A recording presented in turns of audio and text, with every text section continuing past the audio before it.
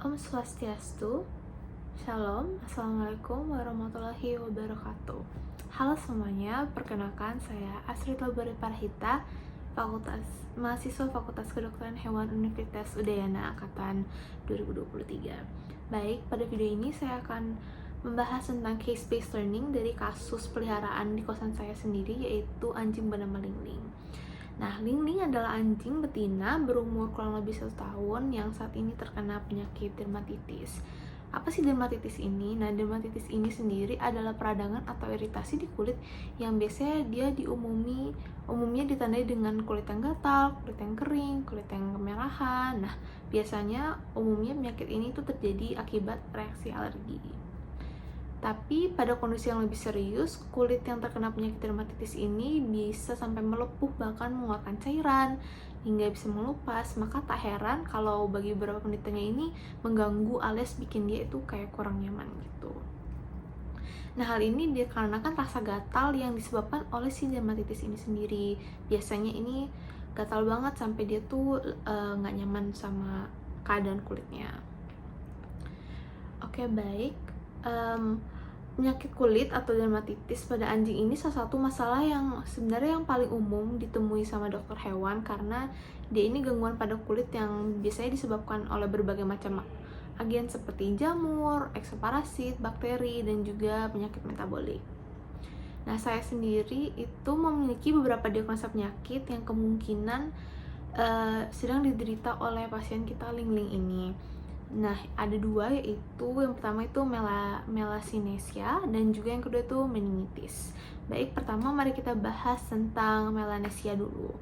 Nah, melanesia ini apa sih? Dia ini adalah sejenis ragi yang secara alami ini sebenarnya sudah hidup di kulit anjing ya. Jadi dalam kondisi tertentu ini ragi ini bisa berkembang biak sampai berlebihan dan akhirnya menyebabkan infeksi kulit yang disebut dermatitis melanesia tersebut.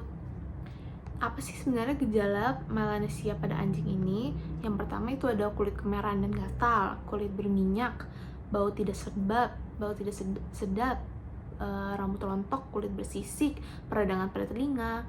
Nah, kalau misalnya kulit kemerahan dan gatal ini biasanya dia bakalan sering menggaruk atau menggigit di bagian-bagian yang terinfeksi. Kalau kulit berminyak ini permukaan kulitnya itu akan terlihat kayak berminyak kalau dipegang ataupun kalau dilihat itu sudah terlihat lebih minyakan gitu. Lalu selanjutnya itu bau yang tidak sedap. Bau yang tidak sedap ini biasanya dikeluarkan karena gejala melanesia ini, karena dia mengeluarkan aroma-aroma yang kurang enak untuk dicium. Selanjutnya ini rambut rontok, mungkin ini yang paling terlihat di antara segala gejalanya, karena memang biasanya ini anjing yang terinfeksi itu biasanya rambutnya itu rontok-rontok dan dia cenderung kayak ada seperti ada bagian yang botaknya begitu. Selanjutnya itu kulit bersisik. Ini biasanya kalau dilihat lebih detail lagi, itu kalau misalnya dibuka, itu biasanya terlihat kayak sisik-sisik kasar gitu. Itu kalau misalnya dipegang juga berasa banget sisik-sisiknya. Dan juga peradangan di telinga ini karena infeksi melanesia ini juga sering terjadi pada telinga.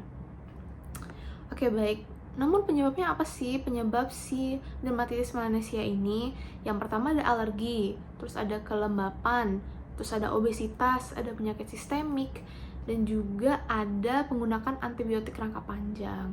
Nah, kalau misalnya alergi sendiri, ini tentu alergi mungkin dari makanan ya, mungkin dari makanan, dari lingkungannya, yang dapat melemahkan sistem kekebalan tubuh anjing ini, dan makanya dia lebih rentan terhadap infeksi. Yang kedua lingkungan, yang kedua itu kelembapan. Tentu saja ini dipengaruhi oleh lingkungan ya, misalnya lingkungannya ini lebih lembab, jadi dia menjadi menciptakan kondisi yang ideal untuk si ragi ini untuk bertumbuh.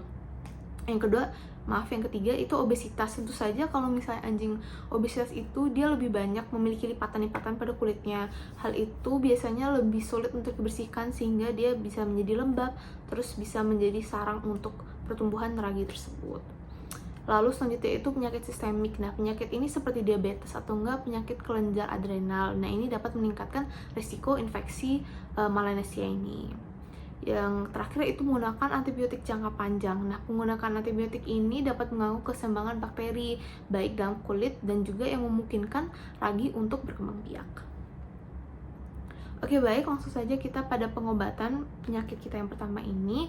Yang pertama itu ada sampo anti jamur, ada obat tetes telinga, ada obat tetes oral. Nah, mohon maaf, obat oral. Sampo anti jamur tentunya ini adalah sampo yang memiliki kandungan dan bahan aktif khusus yang dapat membantu untuk membunuh ragi. Yang kedua itu obat tetes telinga, karena tadi gejalanya salah satunya itu adalah infeksi pada telinga. Ini biasanya dokter hewan itu akan meresepkan obat tetes telinga tersebut untuk si pasien.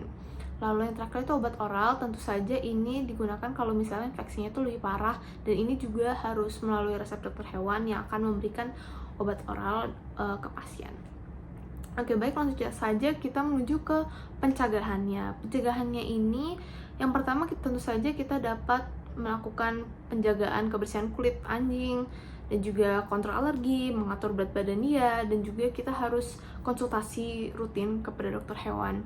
Menjaga kebersihan kulit itu misalnya mandi secara teratur, menggunakan sampo yang sesuai, mungkin pada kondisi tertentu suhu air yang sesuai gitu.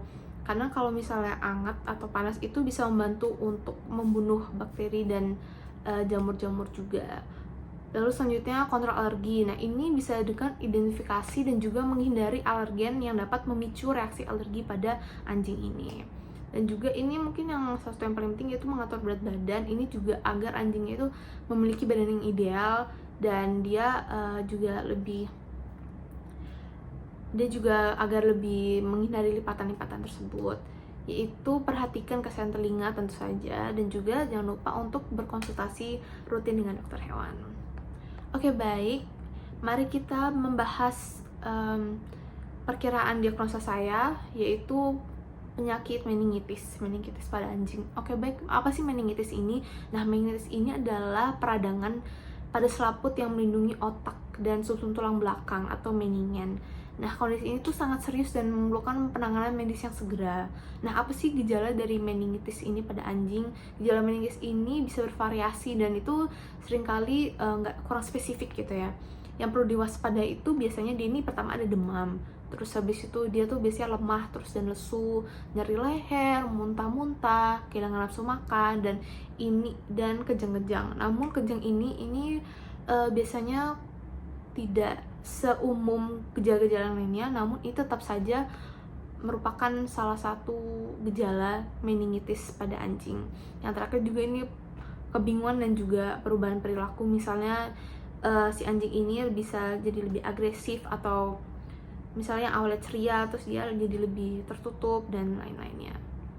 Oke baik, apa sih sebenarnya penyebab dari meningitis ini?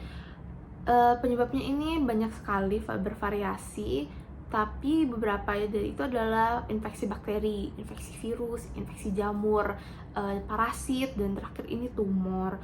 Tapi tumor ini biasanya jarang terjadi sih, dan dia biasanya menyebabkan gejala yang mirip dengan meningitis gitu. Nah, karena penyebabnya ini banyak banget nih, jadi gimana sih sebenarnya cara kita mendiagnosa meningitis pada anjing? Itu juga ada beberapa tes. Tentu saja ini harus dilakukan secara berurutan dan juga melakukan beberapa tes tambahan. Tapi kita bisa melakukan yang pertama ini pemeriksaan cairan cerebrospinal atau CSF. Ini cairannya ini diambil dari sekitar sumsum tulang belakang dan diperiksakan lewat mikroskop. Habis itu melakukan tes darah untuk memeriksa misalnya adanya infeksi atau kelainan lainnya. Lalu yang terakhir itu bisa pemindaian CT ataupun MRI, ini untuk melihat kondisi otak dan sumsum tulang belakang secara lebih detail gitu. Baik, mari kita membahas tentang pengobatannya. Apa sih pengobatan meningitis pada anjing? Yang pertama ada antibiotik. Antibiotik ini untuk infeksi bakteri kalau misalnya disebabkan oleh bakteri. Obat anti jamur kalau misalnya disebabkan oleh jamur, obat antiinflamasi untuk mengurangi peradangan, obat penurun demam, dan juga terakhir terapi suportif. Ini seperti pemberian cairan infus dan nutrisi tambahan juga. Oke baik, mari kita bahas pencegahan meningitis ini. Pencegahannya itu yang pertama itu vaksinasi. Vaksinasi ini mencegah beberapa jenis meningitis yang disebabkan oleh virus ataupun bakteri. Habis itu kita juga bisa menjaga kesehatan dengan baik agar anjing ini tetap sehat. Jadi dia misalnya memberikan makanan yang bergizi, nutrisi yang seimbang, dan juga olahraga teratur. Lalu ini mungkin yang lebih krusial yaitu menghindari kontak fisik dengan hewan yang sakit. Jadi agar mereka tidak saling menularkan penyakit satu sama lain. Dan juga ini mungkin yang sering kali dilupakan yaitu perawatan kutu dan tungau. Dan kutu dan tungau ini juga menjadi faktor penyakit yang bisa faktor yang juga bisa mempengaruhi terkenanya infeksi pada anjing begitu. Nah, kalau misalnya pada pasien atas nama Ling Ling ini dia ditemukan hair loss, kulitnya kering dan berkerak. Di sini dapat dilihat kalau misalnya ini mungkin dia dapat terinfeksi oleh bakteri, jamur ataupun yeast atau rabi. Nah, di sini terlihat sekali kalau misalnya dia tuh sangat bersisik dan sangat kasar, dan juga banyak sekali tempat-tempat yang botak di sekitar tubuhnya, dan juga perut bagian bawahnya ini dia tuh kemerahan dan juga berkerut gitu. Oke, baik, langsung saja kita menuju kesimpulan. Kesimpulan ini, hewan peliharaan seringkali mengalami gangguan kulit yang menyebabkan bulu rontok hingga kehilangan nafsu makan. Nah, sangat penting bagi kita untuk mengenali gejalanya, penyebabnya, dan khususnya gangguannya, agar dapat menentukan langkah selanjutnya untuk pengobatan yang tepat. Baik, terima kasih. Saya tutup dengan Paramasanti. Om Santi Santi Om.